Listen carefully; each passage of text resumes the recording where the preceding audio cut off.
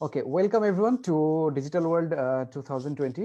So এবার প্রথমবারের মতো ডিজিটাল ওয়ার্ল্ড অনুষ্ঠিত হতে যাচ্ছে ভার্চুয়াল ভাবে।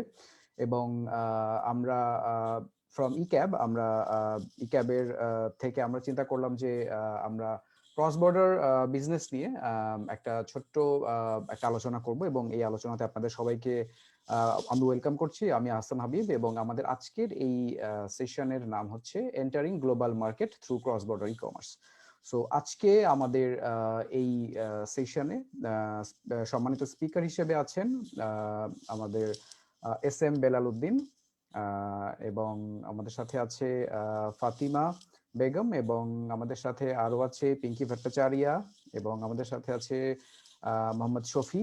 সো আমরা তাদের সম্পর্কে আরো বিস্তারিত জানবো, এবং আরো তাদের সাথে আমরা বিভিন্ন টপিক নিয়ে কথা বলবো। আমরা আজকে যে ক্রোনোলজিতে বেসিক্যালি কথাগুলো বলবো সেগুলোর মধ্যে আমরা ইনক্লুড করব কিভাবে আমরা বাংলাদেশে বসে আমাদের বিজনেসগুলো ক্রস বর্ডার বিজনেসে কনভার্ট করতে পারি, বা বাংলাদেশে বসে আমরা কিভাবে আমাদের বিজনেসগুলো গ্লোবালি করতে পারি। সো এখানে অনেকগুলো টপিক নিয়ে আলোচনা করব। আমরা অ্যামাজন এফবিআই বিজনেস মডেল নিয়ে আলোচনা করব, দেন আমরা প্রিন্ট অন ডিমান্ড নিয়ে আলোচনা করব। প্রিন্ট অন ডিমান্ডও হচ্ছে একটি খুব জনপ্রিয় একটি ক্রস বর্ডার বিজনেস মডেল, এবং একই সাথে আমরা বাংলাদেশের কিছু লোকাল প্ল্যাটফর্ম আছে যারা গ্লোবালি তাদের মার্কেট প্লেস গুলো এস্টাবলিশ করছে, এবং বাংলাদেশি প্রোডাক্ট বাংলাদেশে বসে এই ভেন্ডর গুলো পৃথিবীর বিভিন্ন বিভিন্ন জায়গায় তারা ডেলিভারি করতেছে। সো এরকম অনেক এক্সাইটিং কিছু টপিক নিয়ে আজকে কথা বলবো। তো সবার আগে আমি আমার ছোট্ট প্রেজেন্টেশনটা দিয়ে নিচ্ছি। So let's get back to the presentation.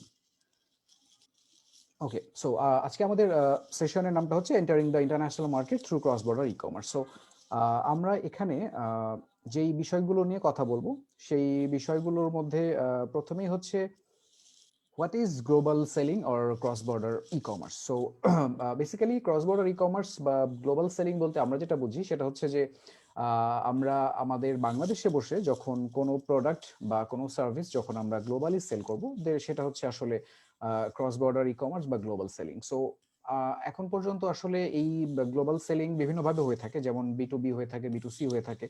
But বি2বি আসলে অনেক বছর ধরে হয়ে আসতেছে। এটা হয়তো বাংলাদেশ থেকে প্রবাবলি 1980s শুরু হয়েছে বি2বি business, but that was not completely online. তখন হয়তো অফলাইনে বিজনেস গুলো হতো, কিন্তু এখন কিন্তু আসলে আমাদের যে টেকনোলজি এত অ্যাডভান্স হয়েছে, যার কারণে আমরা কিন্তু খুব ইজিলি বাংলাদেশে বসে আমরা গ্লোবালি সেল করতে পারতেছি বিভিন্ন মার্কেট প্লেসের থ্রুতে। দেন হচ্ছে যে আমরা বিভিন্ন cross border site, e commerce site আছে, যেমন হচ্ছে আমাদের সাথে আজকে আছে ফাতিমা আপু। ওনারা হচ্ছে আদিবিডি নামের একটি প্রতিষ্ঠান চালাচ্ছেন, এবং ওই মার্কেট প্লেস গুলোর থ্রুতেও অনেক সময় আমরা cross border e commerce business করতে পারি। এবং একই সাথে প্রিন্ট অন ডিমান্ডও আসলে একটা বিশাল বড় একটা জায়গা দখল করে আসছে। সো গ্লোবালি দেখা যাচ্ছে আমরা এখানে বাংলাদেশে বসে আমার প্রোডাক্ট হয়তো সেল হচ্ছে ইউএসএ তে, এবং আমার প্রোডাক্টটা হয়তো প্রিন্ট হচ্ছে আরেকটা কান্ট্রিতে, দেন হচ্ছে যে প্রোডাক্টটা ডেলিভার্ড হচ্ছে হয়তো ডিরেক্টলি আমার বাইরের কাছে। সো এরপরে আরো একটা খুব পপুলার একটা বিজনেস মডেল হচ্ছে অ্যামাজন এফবিআই। যে বিজনেস আমি শিওর যে আপনারা অলরেডি সবাই জানেন হোয়াট ইজ অ্যামাজন। সো অ্যামাজনে বিজনেস করার অপরচুনিটি সম্পর্কে আমি শিওর আপনারা খুব ভালো মতো অবগত আছেন। সো অ্যামাজনও আরেকটা সুন্দর বিজনেস মডেল, যে বিজনেস মডেলের থ্রুতে আপনারা একই সাথে বাংলাদেশে বসে ইউএসএ, ইউরোপের অলমোস্ট 9টা কান্ট্রিতে, এবং জাপান, তারপর মিডল ইস্ট, এই কান্ট্রিগুলোতে আপনারা বিজনেসটা স্টার্ট করতে পারেন, এবং একই সাথে আপনারা আপনাদের নিজেদের ব্র্যান্ডের প্রোডাক্ট কিন্তু আপনারা সেল করতে পারতেছেন বাংলাদেশে বসে। সো এই সবগুলো জিনিস নিয়ে আমরা আজকে কথা বলবো। সো এরপরে আমরা শুরুতে যদি আমরা দেখাই যে আসলে কিভাবে আমরা how to sell globally through Amazon. So Amazon market প্লেসে যদি আমি সেল করতে চাই, তাহলে পরে বেসিক্যালি আমাকে কি করতে হবে? So how to get started. So start করার জন্য সবার আগে যেটা দরকার সেটা হচ্ছে যে আমাদেরকে আগে রেজিস্টার করতে হবে অ্যাজ এ সেলার। দেন আমাদের যে প্রোডাক্টটা আমরা সেল করতে চাই সেই প্রোডাক্টটা আমাদেরকে মার্কেট প্লেসে অ্যাড করতে হবে ড্যাশবোর্ডের থ্রুতে, এবং এরপরে যেই প্রোডাক্টটা আমরা বিক্রি করব সেই প্রোডাক্টের কিছু ইনভেন্টরি আমাদেরকে অ্যামাজন ফুলফিলমেন্ট সেন্টার বা ওয়্যার হাউসে আমাদেরকে পাঠাইতে হবে। দেন আমাদেরকে কিছু প্রমোশনাল অ্যাক্টিভিটিস করতে হবে, লাইক পেইড প্রমোশন। দেন হচ্ছে যে যখন আমরা অর্ডারগুলো পাবো, দেন অ্যামাজন অটোমেটিক্যালি, যদি অ্যামাজন এফবিআই তে প্রোডাক্টটা থাকে, তখন কি হচ্ছে অ্যামাজন নিজেই কিন্তু এই প্রোডাক্টগুলো শিপ করে দিচ্ছে আমাদের যে বায়ার থাকবে সেই বায়ারের কাছে। সো বেসিক্যালি অ্যামাজন এফবিআই এর মজাটা হচ্ছে ওইখানেই যে আমরা যখন কোনো প্রোডাক্ট সেল করব, তখন বেসিক্যালি যেটা হচ্ছে যে আমরা ডিরেক্টলি আমাদের ইনভেন্টরিটা অ্যামাজন ওয়্যারহাউসে পাঠিয়ে দিচ্ছি, এবং ওই প্রোডাক্টটা আমরা যখন আমাদের সেল হচ্ছে তখন হচ্ছে যে এটা হচ্ছে ডিরেক্টলি আমাদের থাকার কোনো প্রয়োজন হচ্ছে না, আমাদেরকে থার্ড পার্টি কোনো ওয়্যারহাউসের সাহায্য নিতে হচ্ছে না, অ্যামাজন সবকিছু করে দিচ্ছে। So that is the very interesting business model. So এরপরে হচ্ছে যে আমরা যদি অপরচুনিটি দেখি, যে আমি যদি অ্যামাজনে সেল করতে চাই তাহলে আসলে আমার অপরচুনিটি কোথায়। সো অপরচুনিটির মধ্যে ফার্স্ট অপরচুনিটি হচ্ছে যে আমরা গ্লোবাল মার্কেটে রিচ করতে পারবো, এবং এই গ্লোবাল মার্কেটগুলো হচ্ছে আমি অলরেডি একবার বলছি, সেটা হচ্ছে আপনার USA, UK, Germany, Canada, Japan, UAE, Australia, এই মার্কেট প্লেসগুলোতে। এবং একই সাথে we can create the sustainable business ecosystem for SME or micro SME or even যারা জায়ান্ট কোম্পানিজ আছে বা গ্রুপ অফ কোম্পানিজ আছে, তারাও কিন্তু একটা সাস্টেনেবল ইকোসিস্টেম ক্রিয়েট করতে পারে থ্রু গ্লোবাল সেলিং এবং ক্রস বর্ডার ই কমার্স। এবং একই সাথে we can help and let hundreds of thousands of businesses to grow. দেখেন, আমরা যখন বাংলাদেশে কোনো ব্র্যান্ড যখন তাদের প্রোডাক্টটা সেল করতেছে, তখন যেটা হচ্ছে সেটা হচ্ছে যে আমরা কিন্তু বাংলাদেশে সেল করতেছি, একই সাথে আমরা বিটুবিও হয়তো অনেকেই করতেছি, কিন্তু একই সাথে আরেকটা কাজও কিন্তু আমরা করতে পারি, সেটা হচ্ছে বিটুসি। এবং একই সাথে যখন আমরা বিটুসি করব, আমাদের সেলস চ্যানেলগুলো ইনক্রিজ হবে, আমাদের যখন সেলস চ্যানেলগুলো ইনক্রিজ হবে তখন কিন্তু আমাদের বিজনেসগুলো স্কেল আপ করতে পারবো এবং আমাদের বিজনেসগুলো অনেক গ্রো করবে। সো এরপরে হচ্ছে যে we can definitely help the economy of the country এবং grab a little bite of $1 trillion market, এবং আমরা আমাদের এক্সপোর্টের যেই স্ট্রেংথটা, সেই স্ট্রেংথটাতেও কিন্তু আমরা ইনক্রিজ করতে পারবো। সো এরপরে হচ্ছে যে দেয়ার আর সাম কি ক্যাটাগরিজ, যেই কি ক্যাটাগরিজ গুলো আমরা যদি একটু স্টাডি করতে পারি, তাহলে পর আমার মনে হয় যে ওই ক্যাটাগরির প্রোডাক্টগুলো আমরা বাংলাদেশ থেকে হয়তো এক্সপোর্ট করতে পারবো। সো এই কি ক্যাটাগরিজ গুলো আমরা যদি দেখি, সেটা হচ্ছে যে স্পোর্টস ইকুইপমেন্ট হতে পারে, দেন হচ্ছে আমাদের লেদার ইন্ডাস্ট্রি আছে, দেন হোম ডেকোর, তারপরে হচ্ছে কিচেন লিনেন হতে পারে, টয়েস, টাওয়েল, দেন জুয়েলারি, হ্যান্ডমেড জুয়েলারি, এবং লেদার গুডস হতে পারে। এই জিনিসগুলো, এই ক্যাটাগরির প্রোডাক্টগুলো কিন্তু আমরা বেসিক্যালি বাংলাদেশ থেকে বসে সহজেই আমরা এক্সপোর্ট করতে পারি। সো আরেকটা সুন্দর স্ট্যাটিস্টিক্সটা আমি একটু যদি শেয়ার করি আপনাদের সাথে, যে since Q1 2019, Amazon global selling has witnessed a 100% growth to achieve 2 billion in cumulative e-commerce export sales from India. So that is a very inspiring thing, and I'm sure আমাদের সাথে আজকে আছে Amazon থেকে Pinky Bhattacharya. She will explain it a little bit about this. So we will hear from her. So এরপরে আমরা আরো যদি কিছু ক্যাটাগরি আমরা স্টাডি করতে চাই, তাহলে হচ্ছে যে হোম অ্যান্ড কিচেন আছে, তারপরে হচ্ছে অ্যাপারেল অ্যান্ড জুয়েলারি ক্যাটাগরি আছে, টয় আছে, লেদার আছে, দেন হচ্ছে কনজিউমেবল অ্যান্ড বিউটি প্রোডাক্ট। বাংলাদেশে অনেক প্রোডাক্ট আছে, ম্যানুফ্যাকচারার আছে যারা হচ্ছে স্কিন কেয়ার প্রোডাক্ট এখন বানাচ্ছে, তারা এই প্রোডাক্টগুলো কিন্তু তারা চাইলে এক্সপোর্ট করতে পারে। দেন আছে হ্যান্ডমেড প্রোডাক্ট আছে, এবং বাংলাদেশে টি আছে, এই টিটাও আসলে এক্সপোর্ট করা যায়। এবং অলরেডি কোন কোন কান্ট্রিতে আমরা এক্সপোর্ট করতে পারি সেগুলো হচ্ছে আমাদের অস্ট্রেলিয়া, জাপান, ইউএই, ইউরোপের 7টা বা 8টা কান্ট্রিতে, এবং একই সাথে USA, Canada, Mexico and Brazil. So এরপরে আরেকটা মার্কেট নিয়ে আমরা কথা বলতে চাই, সেটা হচ্ছে print on demand. So what is print on demand? Print on ডিমান্ডটা হচ্ছে যে আমরা একটা ডিজাইন, যেই ডিজাইনটা আমরা করব, এই ডিজাইনটা আমরা আপলোড করব, আপলোড করার পরে বিভিন্ন মার্কেট প্লেস আছে, যে মার্কেট প্লেসগুলোতে আসলে ওই প্রিন্টেড ডিজাইনটা প্রিন্ট করার পরে যখন অর্ডার আসে, তখন হচ্ছে ওই মার্কেট প্লেসটাই কিন্তু এই অর্ডারটা ফুলফিল করে। সো এটা হচ্ছে আসলে print on demand. So print on demand এই মার্কেটটার সাইজ কতখানি?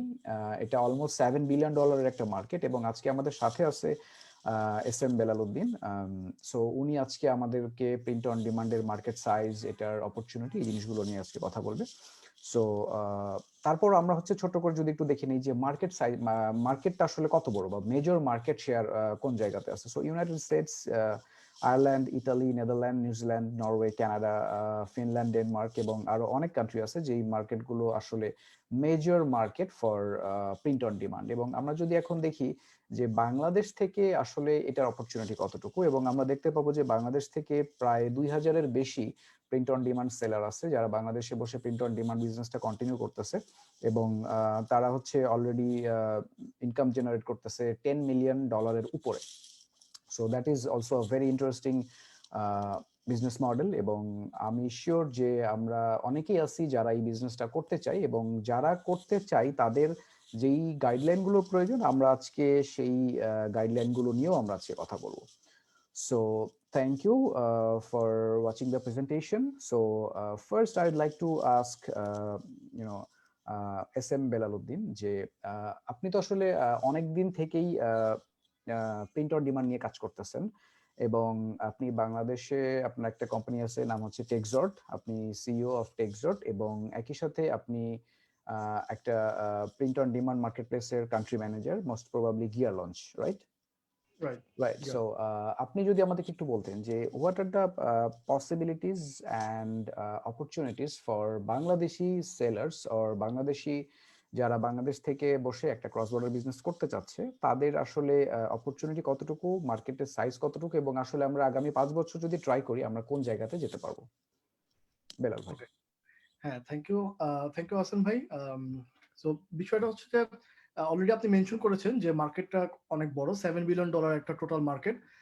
এটা গ্লোবালি হচ্ছে, এটা টোটাল গ্লোবালি একটা ক্রস বর্ডার হচ্ছে $7 বিলিয়ন প্রিন্ট অন ডিমান্ডের মার্কেট। তো যার মধ্যে থেকে বাংলাদেশ প্রায় $10 মিলিয়ন প্লাস মাইনাস এরকম একটা মার্জিন তারা নিতে পারছে। হ্যাঁ, বাংলাদেশ থেকে এই পরিমাণ সেলাররা জেনারেট করছে এবং তারা এই রেভিনিউটা হচ্ছে বাংলাদেশে নিয়ে আসতে পারতেছে।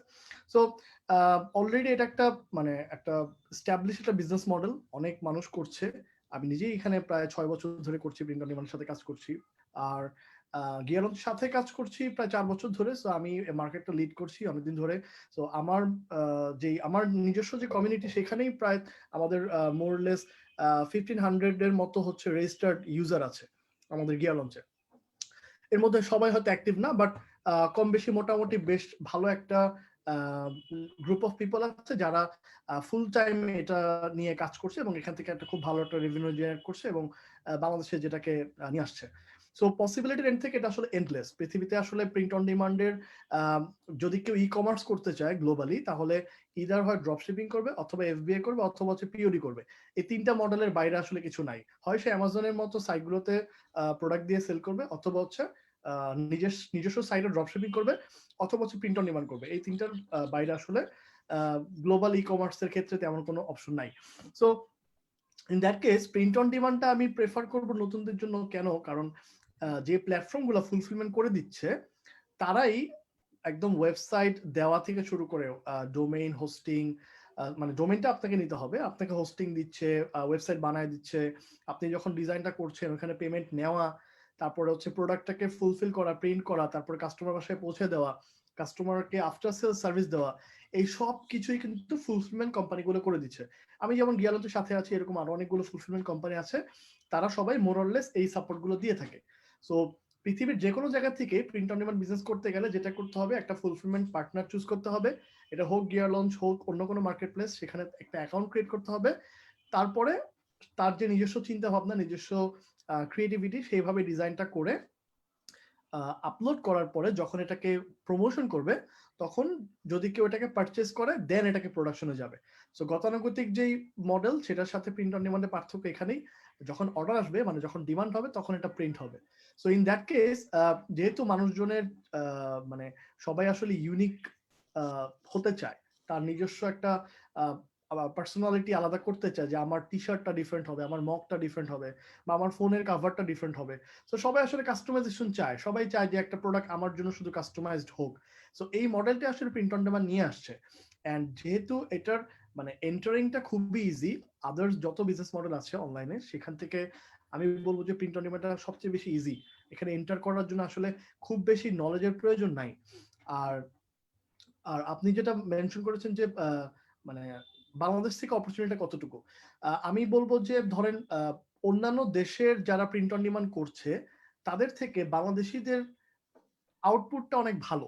কারণ এখানে হচ্ছে ধরেন মানুষজনের যে কাজ করার যে আগ্রহ, যে চাহিদা বা ক্ষুধা, যে হ্যাঁ আমি এটা করবো, আমাকে সাকসেসফুল হতে হবে, হয়তো এবং লেগে থাকা, এই জিনিসগুলোর কারণে আমি দেখেছি যে অন্যান্য দেশগুলোতে যেরকম করছে তাদের সাথে আমরা মোটামুটি খুব ভালোই করছি। আমি বলবো যে বাংলাদেশ কিন্তু প্রিন্ট অন ডিমান্ড ইন্ডাস্ট্রিতে 1 থেকে 5-এর মধ্যেই আছে বলা যায়। হ্যাঁ, সো গ্লোবাল মার্কেটে কম্পারিজনে যদি আমি 1 নম্বরে বলতে চাই সেটা হবে ভিয়েতনাম। ভিয়েতনাম ইজ প্রচুর অ্যাডভার্টাইজমেন্টে স্পেন্ড করে, তারা প্রচুর খরচ করে, তারা খুব টিম নিয়ে কাজ করে, তারা অ্যাকচুয়ালি এটাকে রিয়েল বিজনেস হিসেবে নিচ্ছে। বাংলাদেশিরা এখন হচ্ছে এটাকে ফুল টাইম ক্যারিয়ার হিসেবে নিচ্ছে, বিজনেস হিসেবে নিচ্ছে। বাট যদি এটাকে আরেকটু ফর্মাল ভাবে, আরেকটু গুছিয়ে যদি বড় টিম আকারে করতে পারে এবং অ্যাডভার্টাইজমেন্টের এন্ড থেকে যদি আরো বেশি স্পেন্ড করতে পারে এন্ড যদি গঠনমূলক ভাবে যদি কাজগুলো করে স্টেপ বাই স্টেপ, তাহলে আমার মনে হয় এটা আরো 3x 5x টাইম এটা রিটার্নটা আনা পসিবল হবে বলে আমি বিশ্বাস করি। Right, right. বেলাল ভাই, thank you for your explanation. So আমিও যেটা বিশ্বাস করি সেটা হচ্ছে প্রিন্ট অন ডিমান্ড কিন্তু খুব পুরাতন কোনো কনসেপ্ট না। এটা কিন্তু কনসেপ্টটা খুব রিসেন্ট একটা কনসেপ্ট। লাস্ট 3 ইয়ার্স মনে হয়, 2 to 3 ইয়ার্সে এই জিনিসটা ইভলভ করছে এবং খুব ফাস্টার কিন্তু আসলে এই ইভলভ একটা নতুন ইন্ডাস্ট্রি যখন আসে তখন কিন্তু সেটা স্টেবল হতে সময় লাগে। কিন্তু আমরা যেটা দেখতেছি ট্রেন্ড থেকে যে প্রিন্ট অন ডিমান্ড যখন থেকে শুরু হলো তখন একই সাথে সবাই কিন্তু ফোকাস করতেছে অন প্রিন্ট অন ডিমান্ড। এবং স্পেশালি আমি বলবো যে ইভেন অ্যামাজনও তাদের একটা প্ল্যাটফর্ম আছে, নাম হচ্ছে মার্চ বাই অ্যামাজন। সো সবাই যখন আসলে এই ট্রেন্ডটা এমন একটা দিকে যাচ্ছে যেটা আসলে আমরা দেখতে পাচ্ছি up trend, so the future is definitely very exciting, going to be very exciting. So আমি আপনার কাছে আবার আসবো। সো এখন আমি একটু যেতে চাই, আমাদের সাথে আজকে আছে Pinki Bhattacharya, Business Development Manager of Amazon. Thank you, Pinky, for being here and for giving us the time. Even it is, you know, after your tight schedule. So, আপনার কাছে আমার কোয়েশ্চেনটা হচ্ছে, we know that Bangladesh is very new in Amazon game or Amazon global selling thing, but would you please help us to compare back in 2014 or 2015 when India started their journey, so how it was then and how they evolved till today, and what was the, I mean, the problems, what kind of problems you guys faced and how you sorted them out. So if you could please explain us. So thank you, Hassan. Thank you firstly for arranging this seminar, and also thank you and welcome to all the panelists over here. I think this is a lovely opportunity everyone is taking to understand the opportunity of global selling, how to do the whole e-commerce cross-border trade, as well as to enlighten a very potential country like Bangladesh and to come on board this entire platform. So first, to answer your question, Ehsan, যেটা আপনি বললেন about India being how it was performing back in 2014 or 2015. So firstly, because আমি Bangladesh market খুব closely I'm working for quite some time. So I actually feel, and this is a very resonating thought যেটা আমাদের টিমের মধ্যেও আছে, that Bangladesh is exactly the way India was back then. So the market is similar, absolutely everything is similar. So the way we started in India, I think right now the same thing is what Bangladesh is also replicating it same to same. Firstly, I remember we started with a very few handful of sellers, maybe with few hundreds. Then we grew to dhire dhire karke, we grew to around 8,000, we grew to 10,000, and right now, actually we are roughly at 70,000 sellers who are right now working on Amazon global selling platform. And যেমন করে এহসান বললেন, right? So there are multiple countries which are opening up year on year. Initially, only .com was there, which was the US platform. Then we opened up EU, then Middle East, then Japan. A bachar we are also opening up Singapore, we are opening up Australia and everything, right? So multiple of countries are opening up. So the first thing is we have seen a gradual progression just from few hundreds to right now thousands of sellers.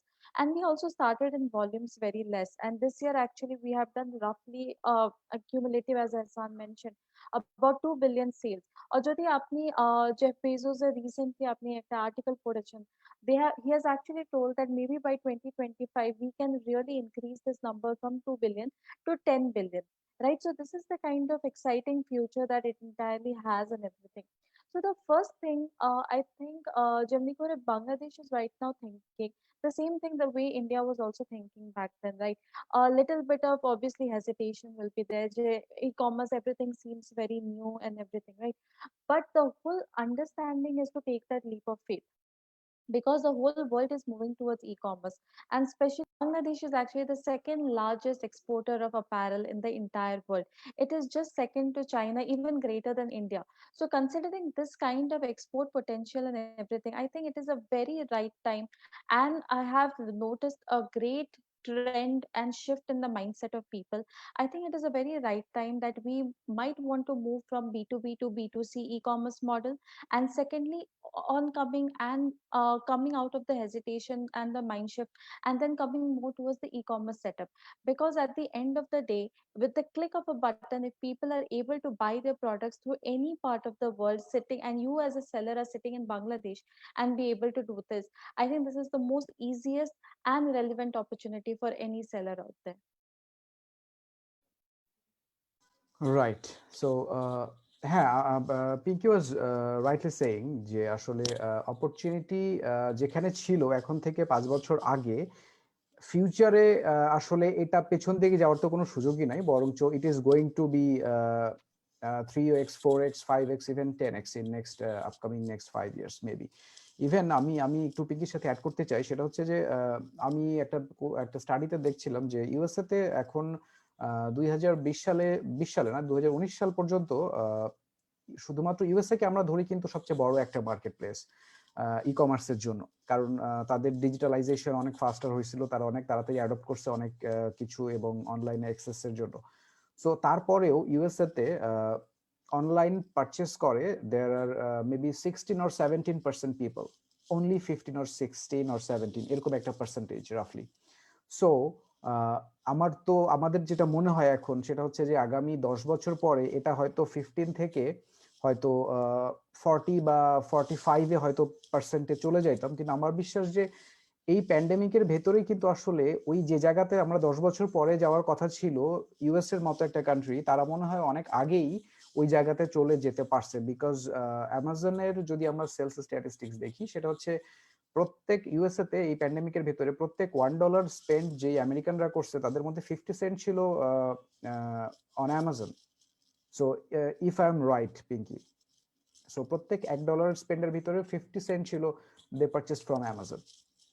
So so that's why so আমরা আসলে যেটা বলছিলাম যে আসলে opportunity is coming and the future is all about e commerce. So আমরা যদি e commerce করতে চাই, ডেফিনেটলি আমার কিন্তু আসলে গ্লোবালটাকে বাদ দিয়ে শুধু লোকালটা, আমরা লোকালটা অবশ্যই করব, আমরা বলছি না লোকালটা আমরা করবো না, বাট লোকালের সাথে সাথে আমাদের যে অপরচুনিটিস গুলো আছে আমাদেরকে তো আসলে আরো বড় মার্কেট ধরতে হবে। আমাদের বড় মার্কেট ধরার জন্য কিন্তু we have to enter the global market place. এবং আমাদের আজকে যে টপিকটাই কিন্তু সেটা নিয়ে যে বাংলাদেশ থেকে চাইলেও কিন্তু কিনতে পারে না due to some issues like shipment কিভাবে করবে, এখান থেকে ভেন্ডররা আসলে সাপ্লাই করতে পারবে কিনা, এরকম বেশ কিছু কমপ্লিকেটেড ইস্যুস ছিল। এবং ফাতিমা আপা তাদের যে কোম্পানি আদিবিডি, তারা কিন্তু এই প্রবলেমটা, এটা একটা খুব ইউনিক একটা প্রবলেম তারা সলভ করতেছে, এবং সলভ করে তারা 2020 সাল পর্যন্ত বেশ ভালোভাবে আসছে। এবং মার্কেট প্লেসে আমি যেটা জানি সেটা হচ্ছে they are the first mover in this industry. So আমি ফাতিমা আপাকে একটু জিজ্ঞাসা করবো যে আপা, হোয়াট ডু ইউ থিঙ্ক যে এইটা তো আমাদের জন্য একটা নতুন এক্সপেরিয়েন্স যে বাংলাদেশে বসে বাংলাদেশি প্রোডাক্ট বাংলাদেশি একটা মার্কেট প্লেসের থ্রুতে আমি একজন বাংলাদেশির কাছে হয়তো বিক্রি করতেছি, বা একই সাথে হয়তো বাংলাদেশি ছাড়াও অন্য যারা সিটিজেন আছে তাদের কাছেও আমরা বিক্রি করব। বাট এই যে টোটাল যেই এই কনসেপ্টটা আসলে আমাদের জন্য কতটুকু আমাদের স্কেল আপ করতে কতটুকু হেল্প করবে, একই সাথে লোকালি এবং গ্লোবালি। যেমন আমাদের এখানে অনেক ভেন্ডর আছে, এই ভেন্ডর গুলো আপনাদের মার্কেট প্লেসের থ্রুতে সেল করতেছে, আবার একই সাথে হয়তো অনেক বাংলাদেশি আছে যারা এই মার্কেট প্লেসের থ্রুতে প্রোডাক্ট গুলো কিনতেছে। সো একই সাথে আমাদের এই যে এক্সপোর্ট এবং এই বিজনেস স্কেল আপের ক্ষেত্রে আপনার মার্কেট প্লেসটা কিভাবে ইম্প্যাক্টটা ক্রিয়েট করতে পারে লোকালি এবং গ্লোবালি।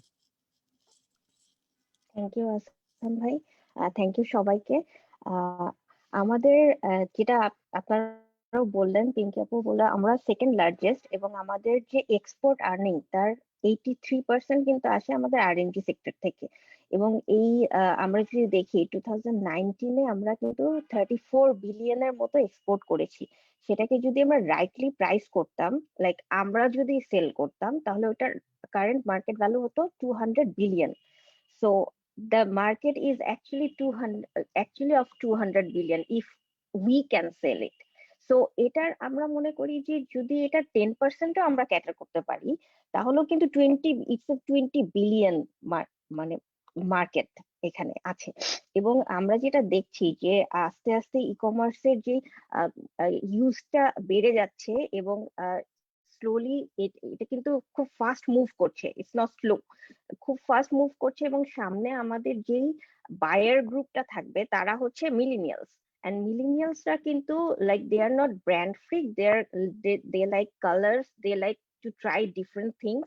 So আমরা যখন এই আদিতে এই জিনিসটা শুরু করি যে সেল করা আমাদের এখান থেকে, সো তখন কিন্তু আমরা ফার্স্টে যেটা যে সাকসেসটা আমাদেরকে দেয় সেটা হচ্ছে স্পোর্টস। তারা অ্যাক্টিভ ওয়্যার বানায়, বাংলাদেশে ক্রিকেট টিমের জার্সি বানায় তারা। সো ওই জার্সিটা কিন্তু আমরা সেল করেছি সাকসেসফুলি দেশের বাইরে, এবং টিল নাও আমাদের এখানে সেলার আছে মোটামুটি, বলতে পারেন 590 সেলার আর দেয়ার। সো ওই সাকসেসটা কিন্তু আমাদেরকে মোর সেলারদেরকে ক্যাটার করার জন্য হেল্প করেছে। এবং আমাদের এখানে যেটা হচ্ছে, without any investment, without any cost, you can try out the global market. Like আমরা যদি কেউ সেল হওয়ার পরে then we cut the commission, আমাদের কমিশনটা। বাট এর আগে কিন্তু আমরা কোনো কস্ট অ্যাসোসিয়েট করছি না, বিকজ উই ওয়ান্ট যে সেলাররা আসুক, সেলাররা রাইট ওয়েতে সেল করুক। হ্যাঁ, একটা ম্যানুফ্যাকচারারও যদি তাদের ব্র্যান্ড নিয়ে শুরু করে, যেরকম কিছু কিছু ব্র্যান্ড শুরু করেছে, ডেকো গ্রুপ এসছে কিউরিয়াস নিয়ে, তারপরে সারা লাইফস্টাইল আছে, তারপরে আরং আমরা সেল করেছি। তো আমাদের এই 590টার ভিতরে কিন্তু 27টার মতো ম্যানুফ্যাকচারারের ব্র্যান্ড আছে। So that means you see তারাও কিন্তু ট্রাই করছে এবং তারা গ্লোবালি সাকসেসফুলি সেল করছে। এবং অলরেডি আমরা প্রায় 1 লাখ, মোর দেন 1 লাখ ইউএসডি আমরা এনেছি বাংলাদেশে B2C করে, যেটা টোটালি আনট্যাপড একটা মার্কেট ছিল, এবং totally fresh injection of USD. এবং আপনি শুনলে অবাক হবেন যে শুধু ফাস্ট ফ্যাশন না, এখানে কিন্তু জামদানি শাড়ি, তারপরে নকশি কাঁথা, বিভিন্ন হ্যান্ডিক্রাফটস, তো ওগুলি তো আমরা বাদই রেখেছিলাম, কিন্তু ওখান থেকেও আমাদের সাকসেস আসছে। So that means the market actually 200 বিলিয়নেরও থেকে বেশি, যদি আমরা রাইটলি ট্রাই করি এবং রাইটলি ফোকাস করে সেই মার্কেটটাকে আমরা ট্যাপ ইন করতে পারি। আগে যেমন হতো যে ঈদের সময় বাবা মারা দেশের বাইরে যেত, তাদের সাথে হয়তোবা কেউ কোনো প্রোডাক্ট নিয়ে যেত, সো ওই এথনিক প্রোডাক্ট গুলি তারা ওভাবে দেশের বাইরে পড়তো। এবার যেমন প্যান্ডামিকের কারণে অনেকেই দেশের বাইরে যেতে পারেনি, সো আমরা কিন্তু একটা খুব ভালো মার্কেট পেয়েছি। এবং আমাদের এখান থেকে ঈদের সময় বেশ ভালো শপিং হয়েছে আড়ং থেকে, ডেকোর কিউরিয়াস থেকে, কেক র্যাফট, বিভিন্ন এই এই ব্র্যান্ডস গুলিও কিন্তু এসেছে। So manufacturer brands are there, our ethnic brands are there, our handicrafts are there. So মার্কেটটা অনেক বড়। এবং আমি মনে করি যে মিলেনিয়ালসদের কথা আমি বললাম, তারা কিন্তু ট্রাই আউট করতে চায় ডিফারেন্ট ডিফারেন্ট থিংস।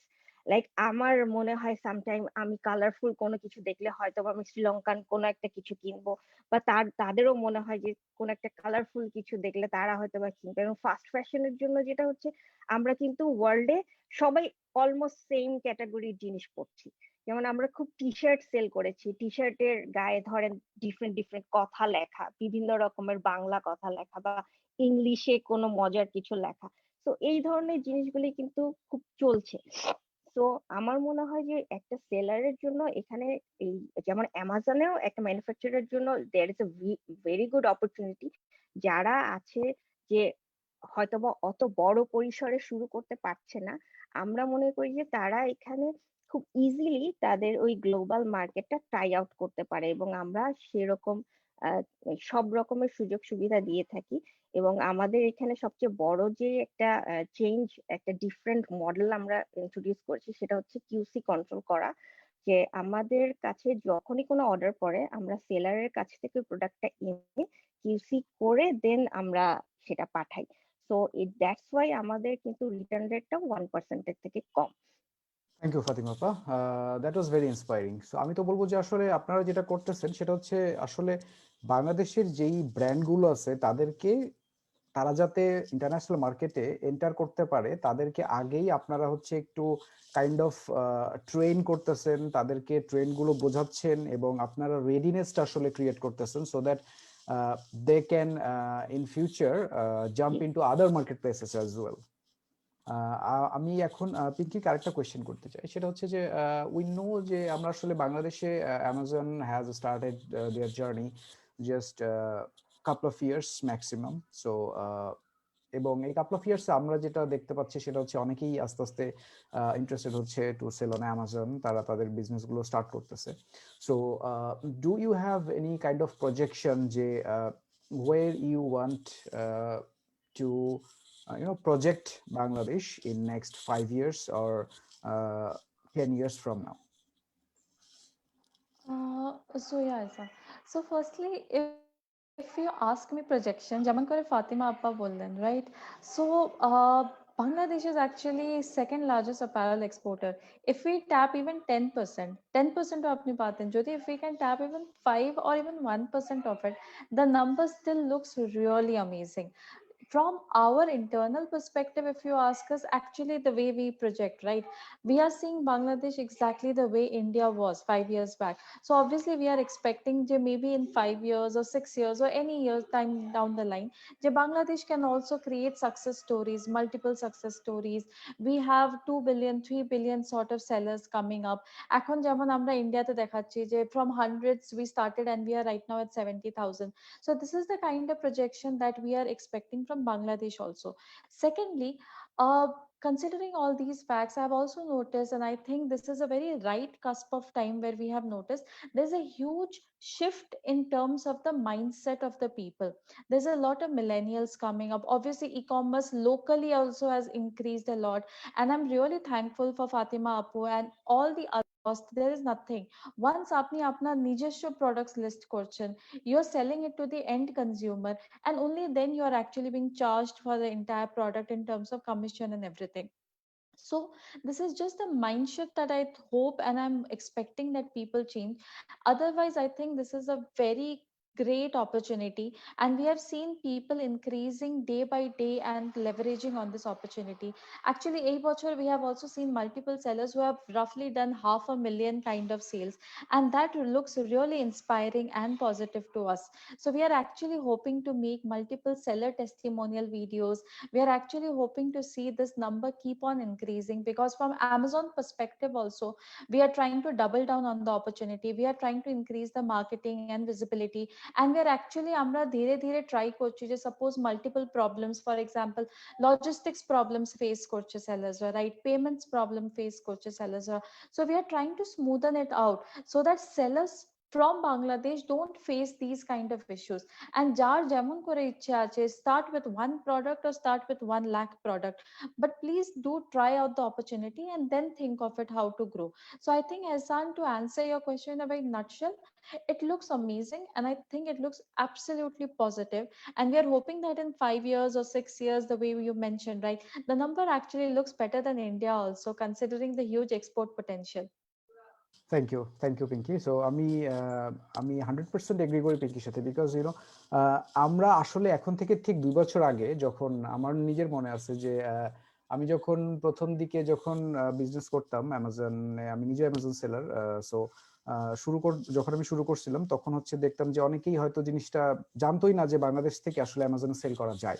এই কোয়েশ্চেনটা আমাকে শুনতে হয়েছে টিল 2019 পর্যন্ত, 2019 পর্যন্ত, যে বাংলাদেশে বসে কি অ্যামাজনে সেল করা যায় কিনা। সো তারপরে আমরা যেটা দেখলাম, এখন কিন্তু আর সেই কোয়েশ্চেনটা আসে না। এখন কোয়েশ্চেন আসে কি, যে কিভাবে আমরা অ্যাকাউন্টটা ক্রিয়েট করব, কিভাবে আমরা পেমেন্টটা করব, কিভাবে আমরা প্রোডাক্টটা শিপমেন্ট করব। সো মেন্টাল যে সেটআপটা, ওই সেটআপটা নিয়ে এখন আসলে আমরা কাজ করতেছি, ওই ফেজে আমরা এখন আছি। আমরা কিন্তু এখন আগের ফেজে নাই যে বাংলাদেশ থেকে বসে কি অ্যামাজনে সেল করা যায়, এই কোয়েশ্চেন আর কেউ করে না। বিকজ এখন আমার মনে হয় আগের চেয়ে মানুষ অনেক সচেতন, তারা অনেক শিখতেছে। So that's why definitely we can expect maybe 50,000 seller maybe in next 5 years। So এটা যদি করতে পারি তাহলে আমাদের আমাদের যেই টার্গেটটা আছে $5 billion রেমিটেন্স, আমি বলবো যে এটা আসলে অনেকটাই ইজি হয়ে যাবে, যে যদি আমরা আসলে ই কমার্স সেক্টরটাকে রাইটলি ফোকাস করতে পারি, আমাদের মেন্টাল যেই শিফটটা দরকার ছিল সেই শিফটটা যদি আমরা রাইট ওয়েতে নিতে পারি। So thank you Pinky for your insightful explanation. So আমি এবার যাব এস.এম. বেলাল ভাইয়ের কাছে। সো বেলাল ভাই, আপনার কাছে আমার একটা জিনিস আমি একটু জানতে চাই, সেটা হচ্ছে যে প্রিন্ট অন ডিমান্ড তো আমরা করতেছি, অনেকেই করতেছে, এবং আমরা জানি যে ভিয়েতনামিজরা অনেক ভালো করতেছে due to their advertising capacity. So আমরা মনে হয় যে অনেক জায়গাতে অ্যাডভার্টাইজিং এ যে আমরা আটকাই যাই, because we do have multiple issues like credit card issues. আমরা একটা ট্রানজাকশনে হয়তো $300 বেশি দিতে পারি না। তারপরে হচ্ছে আমরা যখন স্কেল করতে যাব তখন হচ্ছে যে স্কেল করতে গেলেও কিন্তু আমাদের লিমিট আছে, একটা বছরে আমরা $12,000 আমরা স্পেন্ড করতে পারি, এরকম একটা আমাদের বাংলাদেশ ব্যাংক থেকে লিমিট দেওয়া আছে।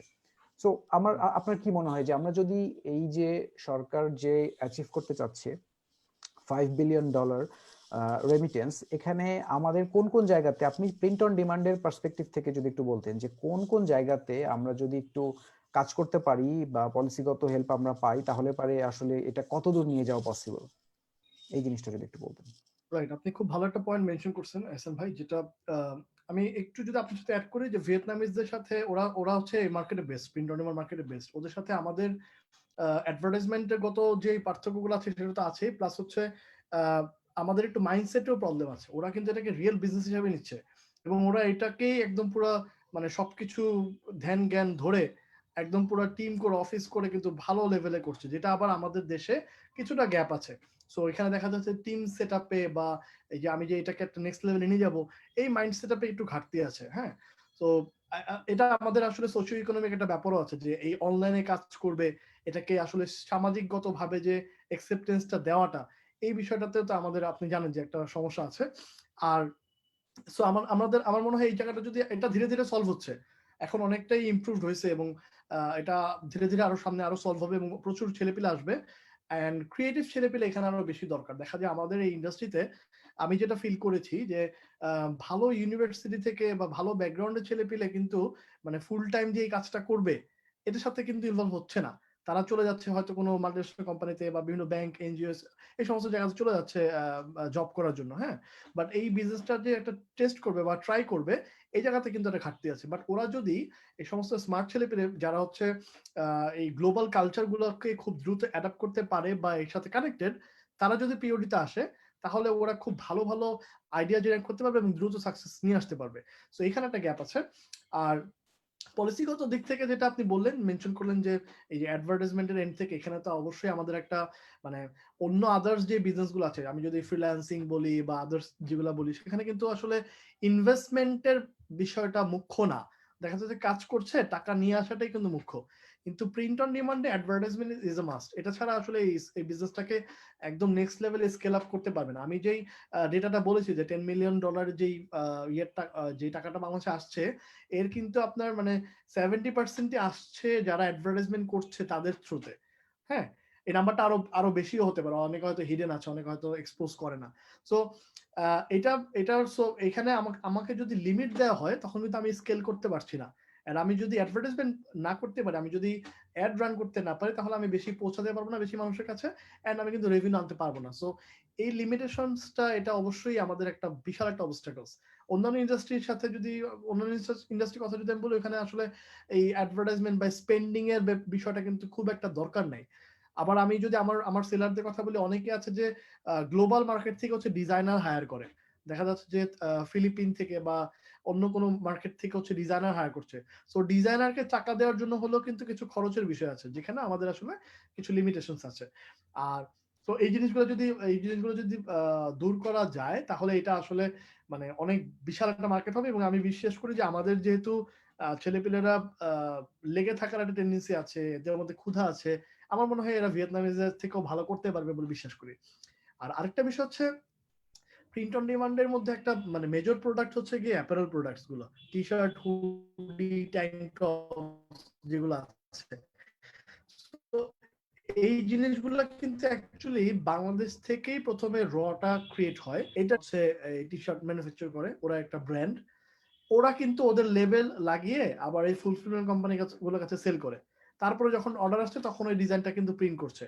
বাট হোয়াট ইফ যদি এই মার্কেটটা আমাদের জন্য ওপেন হতো, যে লেটস সে 1 ইউনিট বা 5 ইউনিট প্রোডাক্ট একসাথে আমরা খুব ইজিলি ইন্ডিভিজুয়াল এন্ড কাস্টমার কাছে শিপ করতে পারছি ইউএসএ তে বা ইউরোপে, আমরা যে মার্কেটগুলোতে সেল করি। যদি ডিরেক্টলি এই সুযোগটা থাকতো, তাহলে আমার মনে হয় পুরো বিজনেসটা আসলে বাংলাদেশ থেকেই মানে একদম ম্যানুফ্যাকচারিং পার্টটাও বাংলাদেশ থেকে করা যেত। এবং আমরা এখানে বেশি লাভবান হতে পারতাম। যে টাকাটা আমরা ফুলফিলমেন্ট কোম্পানিকে দিয়ে দিচ্ছি, লেটস সে গিয়া লঞ্চ হচ্ছে একটা টি শার্টে $6 চার্জ করে, সেলার যখন $24 সেল করতেছে, গিয়া লঞ্চ তার সমস্ত ফুলফিলমেন্ট পারপাস বাবদ $6 চার্জ করতেছে, বাকিটা সেলার পাচ্ছে। যদি আমরা বাংলাদেশ থেকে ফুলফিল করে সেল করতে পারতাম, মানে পাঠাতে পারতাম, তাহলে এটা আরো মানে অনেক কমে যেত। কারণ আপনি জানেন যে আমাদের দেশে আসলে আমরা যেই কোয়ালিটির প্রোডাক্ট ডেভেলপ করি, বানাই, এন্ড হচ্ছে যেই প্রাইসে আমরা দিতে পারি, সেটা আসলে অন্য কোনো দেশ দিতে পারবে না। সো সম্পূর্ণ ম্যানুফ্যাকচারিংটা একদম প্রোডাকশন থেকে শুরু করে প্রিন্টিং যদি বাংলাদেশ থেকে করা যেত, আমাদের অলরেডি সেলার বেস আছে যারা সেল করছে, তো তখন কিন্তু আমরা আরো বেশি পরিমাণের মানি বাংলাদেশে নিয়ে আসতে পারতাম। সো এই জায়গাটাতে আমার মনে হয় একটু কাজ করার সুযোগ আছে। সো আমি এবার ফাতিমা আপাকে একটু জিজ্ঞাসা করব যে আপা, আপনারা তো আসলে বাংলাদেশের অনেক ব্র্যান্ড গুলো নিয়ে কাজ করতেছেন। সো আপনাদের vision, what is your vision 5 years from now, যে 5 বছর পরে আপনারা আসলে কোথায় যেতে চান, এবং 5 বছর পরে আমরা কি ধরনের মানে কত সেলার এক্সপেক্ট করতে পারি বাংলাদেশ থেকে যারা আপনার থ্রুতে? ভাইয়া যেটা হচ্ছে মার্কেট, যেমন আমি বললাম যে 200 billion, it's like a dream. কিন্তু তারপরেও আমি মনে করি যে যদি এটা 10%ও আমরা ট্রাই করি করার, আহ, সেটা আমার কাছে মানে আমার কাছে মনে হয় সম্ভব। হ্যাঁ, কারণ হচ্ছে আমাদের প্রোডাক্টটা আছে, আমাদের কিন্তু সেই এক্সপার্টিজ আছে যে আমরাই বানাচ্ছি। ফাস্ট ফ্যাশন বলেন, অ্যাক্টিভ ওয়্যার বলেন, বাংলাদেশ থেকেই সবচেয়ে বেশি এক্সপোর্ট হচ্ছে। এবং সেই যারা এক্সপোর্ট করছে তাদেরই কিন্তু ব্র্যান্ড আছে, আস্তে আস্তে তারাও ব্র্যান্ড করছে। তো আমার কথা হচ্ছে যে আহ, কিছু কিছু ম্যানুফ্যাকচারাররা অনেক সময় মনে করে যে আমি আমার একটা আলাদা ব্র্যান্ড করব, তাতে আমার বায়ারের এন্ড থেকে কোন একটা প্রবলেম হতে পারে। কিন্তু আমি সেই ব্যাপারে জোর গলায় বলতে চাই, এই এই বছর এই পেন্ডামিকে আমরা কিন্তু বুঝে গেছি যে আমরা কতটুকু ইন্ডিপেন্ডেন্ট অ্যাকচুয়ালি। হ্যাঁ, আমাদের কিন্তু অর্ডার যখন ক্যান্সেল হয়ে যায়, আমরা যখন মানে ফ্যাক্টরিগুলি শাটডাউন হতে থাকে, তো অর্ডার ক্যান্সেলেশনের পরে কিন্তু সেই বায়াররা কিন্তু আমাদেরকে কোনোভাবেই হেল্প করেনি।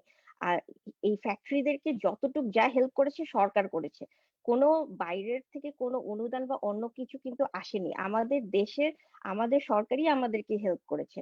তো ওই এন্ড থেকে আমি বলবো যে আমাদের ওই জায়গাটাতে কিন্তু আমাদের এখনো ইন্ডিপেন্ডেন্ট হওয়ার দরকার আছে, এবং এই ম্যানুফ্যাকচারারদের উচিত যে এখন নিজেদের ব্র্যান্ড নিয়ে নিজেদের মতো করে দেশের বাইরে সেল করার স্টার্ট করা। 5 billion is a very conservative number বাংলাদেশের তুলনায়। বাংলাদেশ যদি রাইটলি অ্যাক্ট করে, রাইটলি মুভ করে, এবং আমরা যদি ম্যানুফ্যাকচারার এবং এসএমই এবং আর্টিসানদেরকে রাইটলি বোঝাতে পারি এবং তাদেরকে অন ট্র্যাকে আনতে পারি, 5 বিলিয়ন কোনো ব্যাপারই না। আসলে আমরা 200 বিলিয়নের দিকেই তাকায় আছি। Right. That would be very interesting. So that is interesting. So আমার মনে হয় যে আমাদের যেই কমপ্লিকেশনস গুলো আছে, সেই কমপ্লিকেশনস গুলো আমরা যদি সরকারের তরফ থেকে আমরা আমাদের এই জিনিসগুলোর দিকে যদি তারা একটু দেখে, আমার মনে হয় যে এই প্রবলেমগুলো সলভ আমরা যদি করতে পারি সম্মিলিতভাবে উইথ ইক্যাবের গাইডেন্সেও আমরা যদি প্রবলেমগুলো সলভ করতে পারি, এবং এই প্রবলেমগুলো কিন্তু বেশ মেজর প্রবলেম, যে প্রবলেমগুলো আমাদের সলভ না করলে কিন্তু আমাদের ওই যে 200 বিলিয়ন বা 100 বিলিয়ন আমরা টার্গেট করতেছি বা চিন্তা করতেছি, ওইটা কিন্তু আসলে চিন্তার মধ্যে থেকে যাবে যদি আমরা অবস্টাকেল গুলোকে সলভ করতে না পারি।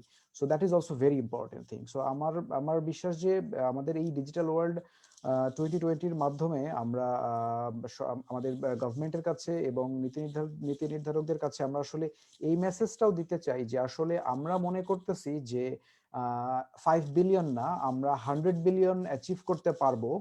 কিন্তু আমাদের মনে হয় যে কিছু কিছু জায়গায়, যেসব জায়গাতে আমাদের কিছু কমপ্লিকেশনস আছে, এই কমপ্লিকেশনস গুলো যদি আমরা সলভ করতে পারি, তাহলে আমার মনে হয় যে খুব তাড়াতাড়ি আমরা বেশ ভালো একটা নাম্বার অ্যাচিভ করতে পারবো। এই মুহূর্তে আমাদের সাথে আমাদের ডিজিটাল ওয়ার্ল্ড 2020 আমাদের আজকের এই সেমিনারে যুক্ত হয়েছেন mister Ali Ahmed sir, CEO of Bangladesh foreign trade institute. So welcome sir আপনাকে আমাদের আজকের এই সেমিনারে। এবং আমাদের আজকের এই সেমিনারটার পারপাসটা হচ্ছে basically entering global marketplaces through cross border e commerce. So এই জিনিসটা নিয়ে আমরা আলোচনা করছিলাম যে আসলে আমরা তো আসলে বাংলাদেশ থেকে ক্রস বর্ডার বিজনেসটা তো একেবারেই নতুন, আমরা মাত্র শুরু করছি ক্রস বর্ডার বিজনেসটা। সো এই ক্রস বর্ডার বিজনেসটা শুরু করতে যে আমরা বিভিন্ন জায়গায় দেখা যাচ্ছে যে কিছু কমপ্লিকেশনস ফেস করছি, বা কিছু কিছু জায়গাতে আমাদের মনে হচ্ছে যে এই জায়গাগুলো যদি আরেকটু আহ, আহ, কিছু প্রবলেমগুলো সমাধান করা যায়, তাহলে আমাদের মনে হয় সেলাররা আরো ভালো করতে পারবে এবং আরো বেশি ফরেন রেমিটেন্স আমরা আসলে নিয়ে আসতে পারবো। সো এই ব্যাপারেই আমার হচ্ছে আপনার কাছে ছোট্ট একটা কোয়েশ্চেন, সেটা হচ্ছে যে বাংলাদেশ থেকে যারা ক্রস বর্ডার ই কমার্স করছে তাদের অনেকে অ্যাডভার্টাইজিং এর জন্য আসলে বছরে $12,000 লিমিট আমাদের বাংলাদেশ ব্যাংক থেকে অলরেডি দেওয়া আছে। সো অনেক সময় দেখা যায় কি যে এই $12,000 আসলে একটা সেলার যে গ্লোবালি বিজনেস করতেছে, ক্রস বর্ডার বিজনেস, তার জন্য আসলে অ্যাডভার্টাইজিং এর তুলনায় খুব অপ্রতুল হয়ে যায়।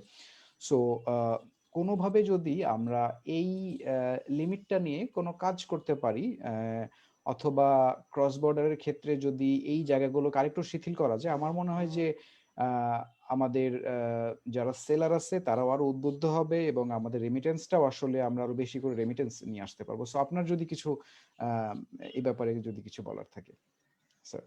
একটু এইভাবে বলছি, যে আসলে হয় কি, দরিদ্রের যেটা সমস্যা, সে খুব সাবধানে চলে তার খাবার চাল আছে কিনা ইত্যাদি। আমাদের যখন 47 সনে দেশ বিভাগ হয়েছিল, আমরা তখন সাংঘাতিক রকম বৈদেশিক মুদ্রার একটি সমস্যা ছিল। সেজন্য ফরেন এক্সচেঞ্জ কন্ট্রোল অ্যাক্ট 1947 এটা করা হয়েছিল। খুবই কোনো বিদেশে টাকা দেওয়া যাবে না, বিদেশে যাওয়া যাবে না ইত্যাদি, কারণ বৈদেশিক মুদ্রার প্রচন্ড অভাব ছিল। সেই অবস্থা ছাড়িয়ে আজকে আমরা অনেক এগিয়েছি। এখন আমরা এলডিসি বা সবচেয়ে লিস্ট ডেভেলপড কান্ট্রি, সর্বোন্নত দেশের অবস্থা ছাড়িয়েছি, কিন্তু অফিসিয়ালি 2024 সনে হবে। এই যে আর্থিক অবস্থা ভালো হয়েছে, কিন্তু আমার পুরানো দারিদ্র্যের স্বভাব কিছুটা আছে। সুতরাং আমাদের বৈদেশিক মুদ্রা ছাড় করার ব্যাপারে সরকারের, মানে বাংলাদেশ ব্যাংকের ব্যাপারে কার্পণ্য যথেষ্ট। সেজন্য আমি তাদেরকে দোষারোপ করি না, কারণ উঠেছি। কিন্তু এখন ফরেন এক্সচেঞ্জ রিজার্ভ আমাদের যে হয়েছে 41-42 বিলিয়ন ডলার, এখন কিন্তু সরকার একরকম বিপদেই পড়েছে। এত টাকা দিয়ে কি করি? কিছু হচ্ছে অলরেডি অন্য জায়গায় ইনভেস্ট করার একটা ব্যাপার হচ্ছে, এবং এখন ব্যবসা বাণিজ্যের যদি যেখানে হয়তো কোনো অপব্যবহার হবে না, সেরকম ক্ষেত্রে সরকার ছাড় দিতে নীতিগতভাবে সম্মত। সেই জন্য বৈদেশিক মুদ্রা এখন পাওয়া যাবে। তবে এই ক্রস বর্ডার পেপার যেটা ট্রেড, সারা পৃথিবী অনেক এগিয়েছে, আমরা এখানে কিছুটা পিছিয়ে পড়েছিলাম। তো এখন যেহেতু এটা বাড়ছে, সরকারের ব্যাপারে চিন্তা করছেন, আমরা সবাই বলছি, লেখালেখি হয়েছে, আপনারা চাপ দিয়েছেন। তো এরই মধ্যে আর একটা সুখবর হলো যে আমরা চেষ্টা করেছিলাম, কমার্স মিনিস্ট্রি ইতিমধ্যে এটা প্রজেক্ট করেছে, আমাদের সামান্য ভূমিকা ছিল, যে একটা আছে জাতিসংঘের একটা চুক্তি, সেটা হলে ক্রস বর্ডার পেপারলেস ট্রেড। এইটা ইউরোপিয়ান, মানে ইউনেস্ক্যাপ, ইউনাইটেড নেশনস ইকোনমিক পলিসির মধ্যে আমাদের এটা হচ্ছে ক্রস বর্ডার পেপারলেস ট্রেড, সমস্ত 53টা মেম্বারের মধ্যে। এইটা আমরা সাইন করেছিলাম, বাংলাদেশ ছিল প্রথম দেশ এটা সাইন করার ব্যাপারে, এবং শেষ পর্যন্ত আমাদের সরকারের এবং ক্যাবিনেটের এটা রেটিফাই করার কারণে এখন এটা ওদের যে প্রয়োজনীয় সংখ্যক সদস্য সেটা হয়েছে। আমাকে ডাইরেক্টর সাহেব যিনি আছেন ব্যাংককে, তিনি জানিয়েছেন যে আগামী বছর 2021-এর 20 এপ্রিল থেকে এটা প্রচলিত হবে। তো প্রচলিত হলেই তখন বাংলাদেশি ব্যবসায়ীরা কিন্তু ওই ক্রস বর্ডার, মানে শুধু ভারত আর বাংলাদেশ না, এই এলাকার যে কোনো জায়গায় করতে পারবে, এবং কত পরিমাণ আমদানি রপ্তানি করবে এর কোনো সীমা নাই, আমদানি রপ্তানি যা করার তাই করবে। সেই ক্ষেত্রে বৈদেশিক মুদ্রার নিয়ন্ত্রণের ব্যাপারে সরকারের এখন যে চরম কড়াকড়ি আছে সেটা থাকবে না, তখন ছেড়ে দিলে অ্যাডভার্টাইজমেন্টের জন্য টাকা ছাড়তে হবে, আমদানির জন্য টাকা ছাড়তে হবে। সুতরাং সুদিন কিন্তু আমাদের অলরেডি আসছে। এতদিন আমরা বলতাম সরকার নীতি নিয়ে প্রণয়ন করছেন, কিন্তু নীতি প্রণয়ন সমাপ্ত হয়েছে। এটা খুব অল্প সময়ের মধ্যে এটা বাস্তবায়িত করা হবে, নীতিটাই এখন ছাড়া হবে বাজারে। সুতরাং সুদিন আসছে, কিন্তু এখন বর্তমানে যা আছে সেটা আমি বুঝি যে এটা খুব সীমাবদ্ধতা আছে, সমস্যা হয়, সমস্যাগুলো আমাদেরও জানা আছে। এখন সরকারের কাছে এই মুহূর্তে তদবির করার কিছু নেই, যেহেতু আইনটা হয়েছে, মানে নীতিটা হয়েছে। নীতিটা যখন জনমানুষের কাছে ছাড়বে, সেই ক্ষেত্রে আমাদের ভালো করে দেখে পড়ে আরো যদি কোনো সাজেশন থাকে, কোনো বক্তব্য থাকে, কোনো পরিবর্তনের দরকার হয়, সেটা তখন আপনাদের আমাদের সবাইকে করতে হবে। আমরা মনে করি এটা একটি শুভ সূচনা হলো, এবং ক্রস বর্ডার পেপারলেস ট্রেড, বিশেষ করে পেপারলেস ট্রেড ই কমার্স যেটা, সেই ক্ষেত্রে এটা একটা শুভ সূচনা। বাংলাদেশ এখন আশা করি হয়তো এক লাফে নয়, কিন্তু ধীরে ধীরে বেশ সামনের দিকে এগিয়ে যাবে, এবং অর্থনীতিতেও এর অত্যন্ত সুফল করবে বলে আমি খুব গভীরভাবে বিশ্বাস করি। জি, আপনাকে অনেক ধন্যবাদ। ঠিক আছে? আমার কাছে তো এখন মনে হচ্ছে যে এটা আমাদের জন্য একটা বড় ভালো একটা গুড নিউজ, বিকজ এখন থেকে ২-৩ বছর আগে যে জিনিসটা আমরা হয়তো চিন্তা করতাম না, দেখেন খুব ২-৩ বছরের ভিতরে খুব অল্প সময়ের ভিতরে কিন্তু আমরা চিন্তা করা শুরু করলাম। আমরা জিনিসটা নিয়ে স্টাডি করলাম এবং একই সাথে সরকারের পর্যায় থেকেও কিন্তু আসলে তারাও কিন্তু সামনের দিকে এগিয়ে আসছে। সো আপনি যে নিউজটা দিলেন এটা মনে হয় যে একটা হ্যাঁ, ওভারঅল আমাদের একটা আমরা যে আসলে কাজ করতেছি আ এইটার আসলে একটা এটাকে রেকটিফাই করে। যে আমরাও আসলে এই জিনিসটা নিয়ে কাজ করতেছি। সো আপনাকে অনেক ধন্যবাদ এই নিউজটা শেয়ার হ্যাঁ করার জন্য। এবং এই সঙ্গে সো আপনাকে অনেক ধন্যবাদ আমাদের সাথে যুক্ত হবার জন্য এবং আমাদেরকে সময় দেওয়ার জন্য। এবং ইক্যাবের পক্ষ থেকে, বাংলাদেশ ই-কমার্স অ্যাসোসিয়েশনের পক্ষ থেকে এবং ডিজিটাল ওয়ার্ল্ড 2020 পক্ষ থেকে আপনাকে অনেক ধন্যবাদ। এই মুহূর্তে আমাদের সাথে যুক্ত হয়েছেন আমাদের বাংলাদেশ ই-কমার্স অ্যাসোসিয়েশনের আমাদের সম্মানিত ভাইস প্রেসিডেন্ট শাহাবুদ্দিন শিপন ভাই। সো শাহাবুদ্দিন শিপন ভাই, আপনাকে ওয়েলকাম আমাদের আজকের ডিজিটাল ওয়ার্ল্ড 2020 এর আমাদের এই সেমিনারে। সেমিনারটার নাম হচ্ছে entering global marketplace through cross border e-commerce. আপনাকে আমন্ত্রণ জানাচ্ছি। ধন্যবাদ। আহ, জি, ধন্যবাদ। আর হচ্ছে যে ভাই, আমরা আসলে অনেকগুলো টপিক নিয়ে আলোচনা করছিলাম আজকে আমাদের এই সেশনে। সো এই সেশনগুলোর মধ্যে যেহেতু আমরা আজকে ফোকাস করতেছি ক্রস বর্ডার ই-কমার্স এবং মার্কেটপ্লেস এই বিষয়টা, তো এর পাশাপাশি আমি আসলে আপনার কাছে যেটা জানতে চাইবো যে আমরা তো আসলে মার্কেটপ্লেস নিয়ে অনেক কথা বললাম। সো মার্কেটপ্লেস ছাড়াও উম, আপনার কি মনে হয় যে বাংলাদেশ থেকে অনেক বাংলাদেশি তো আছে যে বাংলাদেশি বাই বর্ন বাট থাকে বিদেশে, তাদের ফ্যামিলি হয়তো বাংলাদেশে থাকে। সো তাদেরকেও আমরা কিভাবে একটা ইন্টিগ্রেটেড ক্রস বর্ডার ই-কমার্স চ্যানেলের ভেতরে নিয়ে আসতে পারি, এই বিষয়ে যদি আপনি আপনার একটু মন্তব্য শেয়ার করতেন আমাদের সাথে। ধন্যবাদ আপনাকে। আপনি যে পয়েন্টটা নিয়ে আমাকে কোয়েশ্চেন রেজ করেন অত্যন্ত গুরুত্বপূর্ণ পয়েন্ট। এটা একটা সেপারেট আসলে এই বাংলাদেশের যে রপ্তানি আয়, এটা একটা বড় একটা খাত হতে পারে বাংলাদেশের রপ্তানি আয়ের। তো সে রপ্তানি আয়টা আসলে ক্রস বর্ডারের মাধ্যমেই সম্ভব। আমাদের প্রায় ১ কোটির উপরে জনগণ দেশের বাইরে কাজ করেন। তাদেরকে যদি আমরা ই কমার্সের সাথে কানেক্ট করতে পারি, তাহলে এখানে ২ টা প্রেক্ষাপট দেখতে পাবেন। একটা হলো তার তারা যে সমস্ত দেশে বসবাস করেন সেখানে তাদের জীবন ধারণের জন্য অনেক প্রকৃতির পণ্য সামগ্রী কিনে থাকেন। দেখা যায় যে ওদের অনেক পণ্যই কিন্তু বাংলাদেশের দেশীয় পণ্য, বাট ওই সমস্ত মার্কেট থেকে কিনে থাকেন। যদি এটার একটা ভালো সমাধান করা যায়, তারা কিন্তু আমাদের বাংলাদেশ থেকেই এই প্রোডাক্ট গুলো কিনে নিতে পারেন। তাহলে আমাদের এখানে একটা মানে হিউজ অ্যামাউন্টের আপনার রেমিটেন্স বাংলাদেশে চলে আসবে।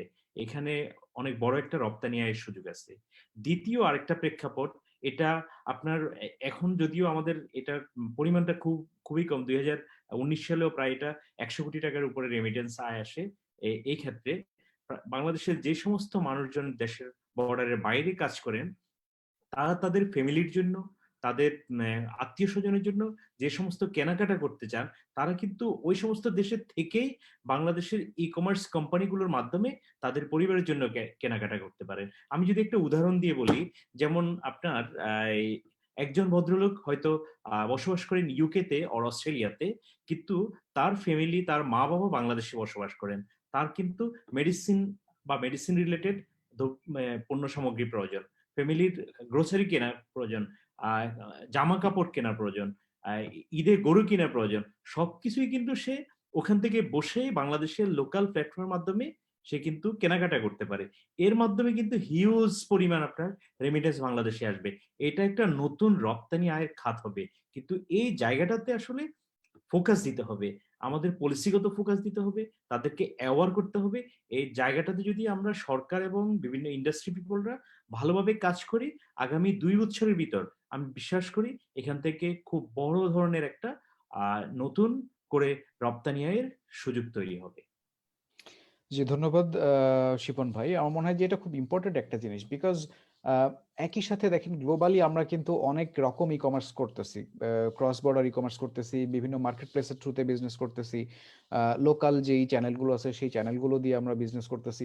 সো এটা একটা ডিফারেন্ট একটা চ্যানেল হইতে পারে যে যে চ্যানেলের থ্রুতে আমরা বাংলাদেশিরা আসলে রেমিটেন্সের ফ্লোটাকে আরো বাড়াইতে পারবো।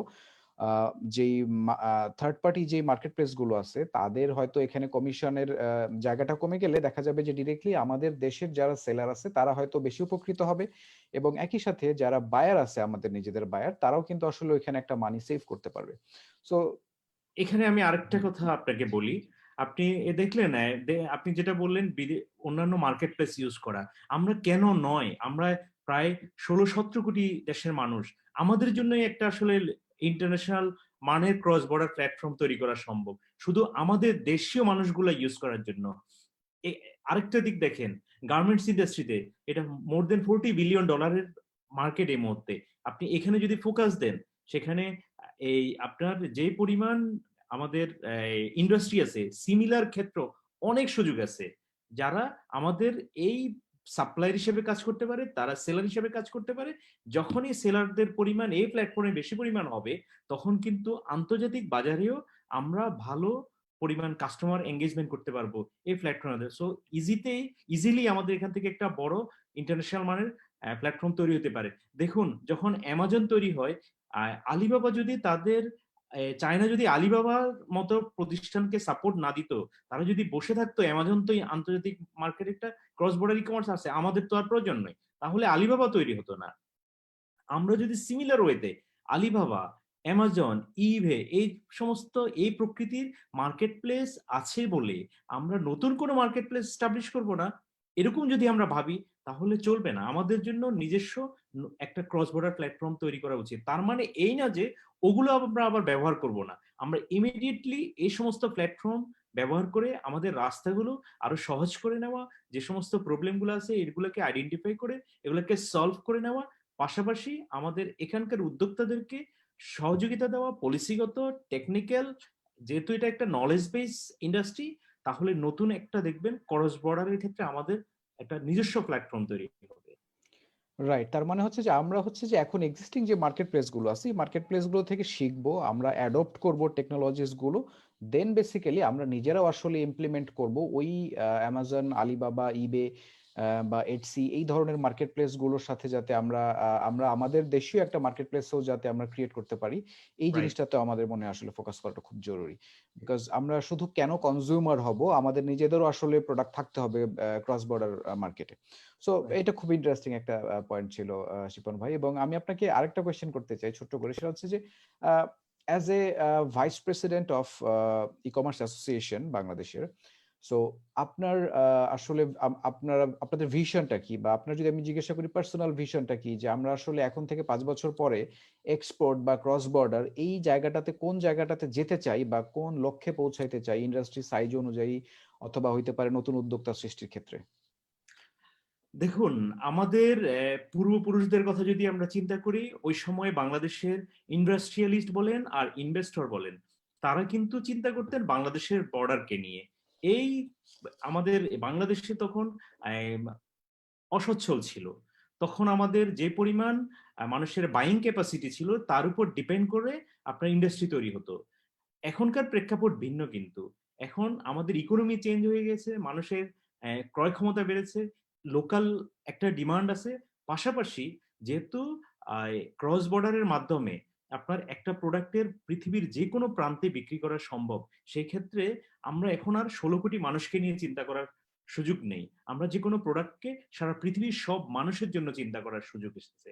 সো এই ক্ষেত্রে আমি বলবো, লোকাল যারা ইন্ডাস্ট্রিয়ালিস্ট আছেন, তারা আস্তে আস্তে প্রোডাক্টগুলোকে ইন্টারন্যাশনাল মানের এবং ইন্টারন্যাশনাল এক্সপোজারে যাওয়া উচিত। এক, দ্বিতীয়ত আমাদের ফোকাস দেওয়া উচিত টেকনোলজি বেস যেহেতু বিজনেস, এখানে 14 থেকে 30 বছরের এই যুবকদেরকে নতুন ইন্ডাস্ট্রি ক্ষেত্রে, যাতে সে আপনি দেখেন লেদারের একটা ইন্ডাস্ট্রি, এখানে হয়তো দেখা গেল বাংলাদেশে 2000 লেদারের ফ্যাক্টরি আছে, কিন্তু এটা হয়তোবা রেগুলার বেসিসে একটা এক্সপোর্ট করে প্লাস লোকাল মার্কেট সাপোর্ট দেয়। কিন্তু এখন যে সুযোগ আছে ক্রস বর্ডারের মাধ্যমে, এরকম 2 গুণ 3 গুণ 5 গুণ ইন্ডাস্ট্রি হওয়ার সুযোগ আছে।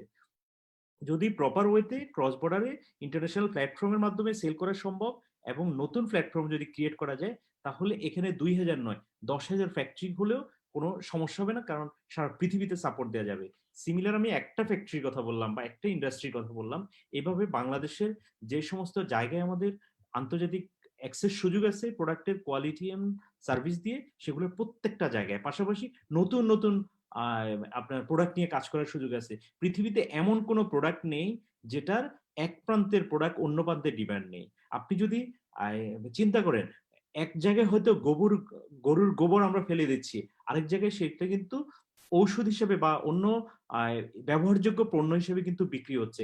সো আপনি এমন কোনো পৃথিবীতে পণ্য নেই যেটা এক জায়গায় হয়তো প্রয়োজন নেই বাট অন্য জায়গায় এটা প্রয়োজন আছে, সেটাকে যদি প্রোডাক্টে কনভার্ট করে মার্কেট প্লেস বা ই কমার্সের মাধ্যমে সেল করা যায়, তাহলে যে কোনো প্রান্তে আপনার বায়ার আছে। সো এটা সম্ভব, এবং আমি বলবো এখানে হিউজ স্কোপ আছে।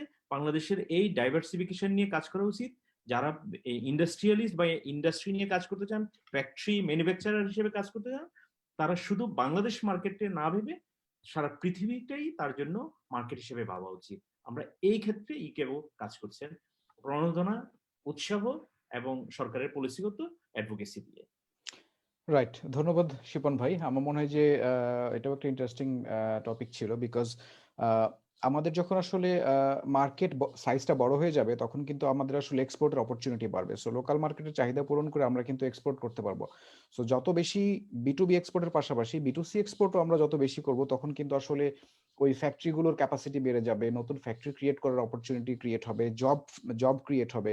সো আমার মনে হয় যে শুধুমাত্র ই কমার্স সেক্টর থেকেই আসলে বাংলাদেশের যেই টোটাল যেই রাজস্ব বা টোটাল যদি রেমিটেন্স আমি চিন্তা করি, একটা হিউজ একটা অপরচুনিটি আছে। সো আমার মনে হয় যে একসাথে কাজ করলে গভর্নমেন্টের সাথে আমরা যদি মিশে একসাথে কাজ করি এবং আরো আমাদের ক্ষুদ্র যে উদ্যোক্তারা আছে তাদেরকে নিয়ে যদি আমরা একসাথে কাজ করি, আমার বিশ্বাস যে আসলে ক্রস বর্ডার ই কমার্সে বাংলাদেশ আসলে অনেক দূর পর্যন্ত যেতে পারে। সো ধন্যবাদ শিবন ভাই আপনাকে মূল্যবান সময় দেওয়ার জন্য, এবং আমরা আশা করব যে আপনারা আমাদের সাথে থাকবেন। আপনাকে ধন্যবাদ। থ্যাংক ইউ বেলাল ভাই, এবং থ্যাংক ইউ ফাতিমা আপা। এবং আজকে আমরা যারা সবাই ছিলাম, আমি আহসান হাবিব, এবং আমাদের সাথে আরো ছিল অ্যামাজন থেকে পিঙ্কি ভট্টাচার্য। আপনাদের সবাইকে আসলে অনেক ধন্যবাদ। সো আমি শিওর আপনারা যারা এই প্রোগ্রামটা দেখছেন তারাও আসলে অনেক উপকৃত হবেন আমাদের এই ছোট্ট যে চেষ্টা আমরা করলাম, যে আপনাদের সাথে একটু কথা ডিসকাস করলাম আমরা Amazon FBA, print on demand. So এই জিনিসগুলো আসলে জানানোটাই, আপনাদের কাছে তুলে ধরাটাই ছিল আমাদের আজকের এই প্রোগ্রামের উদ্দেশ্য। এবং একই সাথে আমাদের আরো একটা উদ্দেশ্য ছিল, সেটা হচ্ছে যে নীতি নির্ধারকদের কাছেও আসলে এই মেসেজটা দেওয়া যে আমরা আসলে কোন কোন প্রবলেমগুলো ফেস করতেছি, এই জিনিসগুলো যদি আমরা একটু নজর দিতে পারি, একটু সলভ করার ট্রাই করতে পারি, আমার মনে হয় যে আসলে বাংলাদেশের ফিউচারটা আসলে আরো অনেক ব্রাইট এবং অনেক দূর আমরা আসলে যেতে পারবো। সো আপনাদের সবাইকে আবারও অনেক ধন্যবাদ। আপনারা সবাই ভালো থাকবেন। ধন্যবাদ সবাইকে।